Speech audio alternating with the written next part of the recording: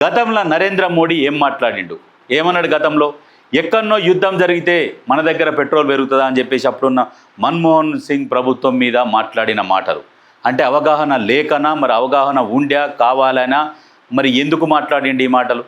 మరి ఇవాళ ఎక్కడనో యుద్ధం జరుగుతుంటే ఇక్కడ ఎందుకు పెట్రోల్ ధరలు పెరుగుతున్నాయి? అదే మోడీ మాట.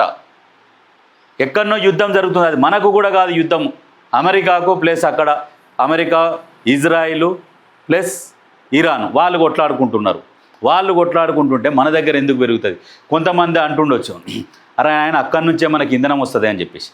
సరే, అక్కడి నుంచే ఇంధనం వస్తుంది. మరి అదే ఇంధనము ఇంతకుముందు కూడా రష్యా ఉక్రెయిన్ యుద్ధం జరుగుతున్నప్పుడు రష్యా వాళ్ళు మనకు ఈ ఇంధనం ఇస్తా అని చెప్పి ఆయిల్, క్రూడ్ ఆయిల్ ఇస్తా అంటే రెగ్యులర్గా తీసుకుంటుండే తక్కువ ధర, అతి తక్కువ ధరకు రష్యా ఇస్తుంటే రష్యా దగ్గర తీసుకోకుండా మళ్ళీ వాళ్ళ దగ్గరనే తీసుకోమని చెప్పిండు. ఎవరు? ట్రంప్ చెక్కు చేతల్లో భారత్ మోడీ ఉన్నాడు. భారత్ను కూడా ట్రంప్ పరిపాలిస్తున్నట్టుగానే ఉన్నది. మరి నీకు ఇటువంటిది రాకుండా ఈ పెట్రోల్ మంటలు 3 రూపాయలు పెట్టి పేద ప్రజలను నడ్డించడం ఎందుకు? రష్యా దగ్గర కొనుక్కోవచ్చు కదా. మరి రష్యా దగ్గర కొనుక్కుంటే అయిపోతుంది కదా. రష్యా దగ్గర కొనుక్కోకుండా అవతలనే కొనాలి, వాళ్ళు చెప్పినట్టే వినాలి. అమెరికా చెక్కు చేతల్లో డాలర్ రూపంలోనే కొనాలి మనం వల్ల. మరి యుద్ధం చేసేది వాళ్ళు. ఎవరు? రష్యా యుక్రెయిన్ యుద్ధం చేసినప్పుడు యుక్రెయిన్కు అమెరికా సాయం చేసింది. అమెరికా సాయం చేసిందంటే అమెరికా డాలర్ విలువ పడిపోవాలి. ఇక్కడ ఇజ్రాయిల్, అమెరికా కలిసి ఇరాన్ మీద దాడి చేస్తున్నప్పుడు నష్టం ఎవరికి జరుగుతుంది? అమెరికాకు జరుగుతుంది, అటు ఇజ్రాయిల్కి జరుగుతుంది, ఇటు ఇరాన్కు జరుగుతుంది.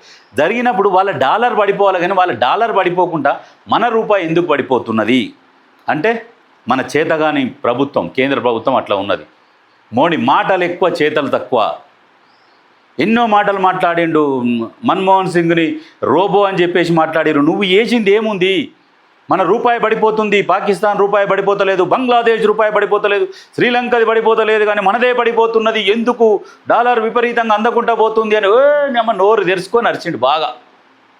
మేముంటే కనుక మేము మొత్తం తగ్గిస్తాం, తీసుకొని వస్తాం, డాలర్ని మొత్తం 50 రూపాయలకు తీసుకొస్తామని ఇవాళ గప్పాలు పలికిన నరేంద్ర మోడీ మరి ఇవాళ అధికారంలో ఉండి దగ్గర 12 సంవత్సరాలు దాటిపోయింది.